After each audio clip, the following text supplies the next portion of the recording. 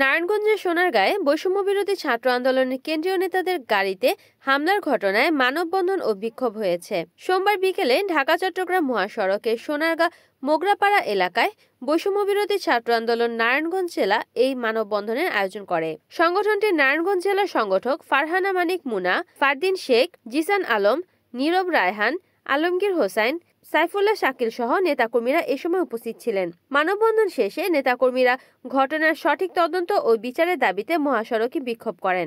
মানববন্ধনে বক্তারা হামলার ঘটনায় সুষ্ঠু তদন্ত ও দোষীদের অবিলম্বে গ্রেফতারের দাবি জানান।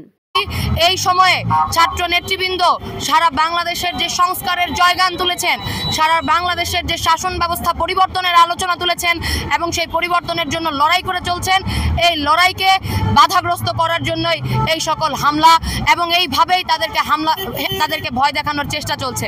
আমরা সেই সকল ভয়কে বৃদ্ধাঙ্গুলিয়ে দেখাচ্ছি এবং দেখিয়ে বলছি আজকেও বান্দরবানে মতবিনিময় চলছে এবং প্রত্যেকটি সভা, প্রত্যেকটি সমাবেশ বাংলাদেশের পরিবর্তনের জন্য, বাংলাদেশের কাঠামোর পরিবর্তনের জন্য, এই ফ্যাসিবাদী কাঠামোকে পরিবর্তন করে একটা গণতান্ত্রিক বাংলাদেশের রূপান্তরের জন্য সকল কার্যক্রম, সকল প্রক্রিয়া আমরা চলমান রাখবো। কোনো ভয়ে আমরা ভীত হব না, কোনো হামলা আমাদেরকে দমিয়ে রাখতে পারবে। আমরা শুধুমাত্র গতকালকেই নয়, এই যে মোগরাপাড়া অঞ্চল, এই অঞ্চলে প্রায় প্রতিনিয়তই আমরা ছিনতাইয়ের ঘটনা দেখি। আমরা এই প্রত্যেক ছিনতাইয়ের ঘটনার সুষ্ঠু তদন্ত চাই। কিছুদিন আগেও আমরা দেখেছি এক পুলিশ অফিসারকে ঠিক একই জায়গায় তাকে ছিনতাইয়ের শিকার হতে হয়েছে। এই ছিনতাইয়ের সাথে কারা জড়িত?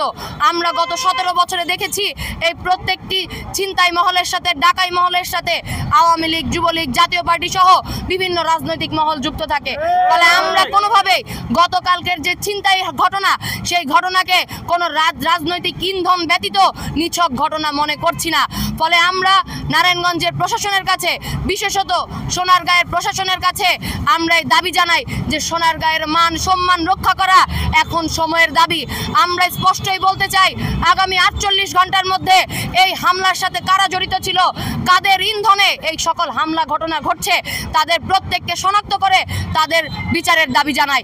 আমরা স্পষ্ট বলছি, আগামী 48 ঘন্টার মধ্যে আমরা এই গতকাল রাতের যে ছিনতাই কিংবা যে হামলার ঘটনা, সেই হামলার ঘটনার সাথে কারা জড়িত, কারা এর ইন্ধনদাতা, তাদেরকে শনাক্ত করে।